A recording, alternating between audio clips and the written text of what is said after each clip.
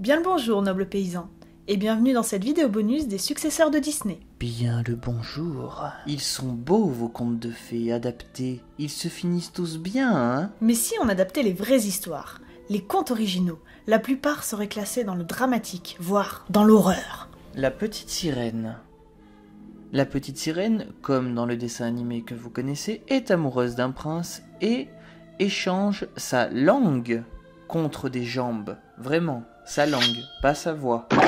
C'est beaucoup plus gore. Elle devra donc se marier avec le prince pour rester telle qu'elle, sinon elle mourra. En petit bonus, elle ressentira à chaque pas qu'elle effectuera la douleur de pointe de couteau sur ses pieds. Le prince finira par se marier avec une autre princesse. La sorcière qui avait proposé à la petite sirène de devenir humaine lui propose un marché.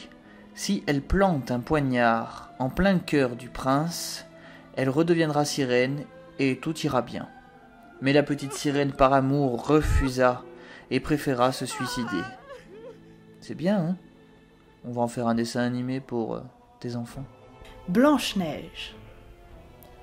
La jeune Blanche-Neige a 7 ans. Et oui, 7 ans. Génial! Et ce n'est pas sa belle-mère, mais sa mère qui veut la tuer. À la fin, la sorcière sera condamnée à danser avec des sabots en fer chaud jusqu'à la mort. Dans une autre version, la sorcière est cannibale et voudrait manger le cœur et les intestins de Blanche-Neige. C'est glauque. La Belle au bois dormant. Attention, il y a 2 versions et elles sont toutes les deux... voilà. Dans la toute première version, un prince et une princesse sont amoureux mais en cachette. Ils ont 2 enfants, la jeune Aurore et le petit Jour. Cependant, la mère du prince est une ogresse. Et un jour, son fils décide de lui confier ses 2 enfants. Très bonne idée. Parce qu'ils devaient partir en guerre. Leur grand-mère décida de les manger. Alors, le cuistot, ne voulant pas tuer des enfants, remplaça le petit par un petit agneau et la petite fille par une chèvre. Grâce à une sauce spéciale, l'ogresse ne remarqua rien. La princesse eut appris qu'elle eût mangé ses 2 enfants et demanda au cuisinier de la tuer.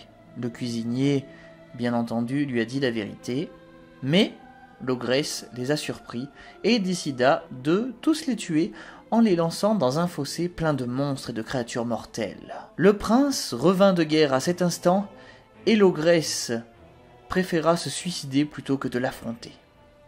Pas mal, hein? Une belle histoire de cannibalisme. Et c'est la Belle au bois dormant, hein. Dans une autre version, Aurore est bien endormie.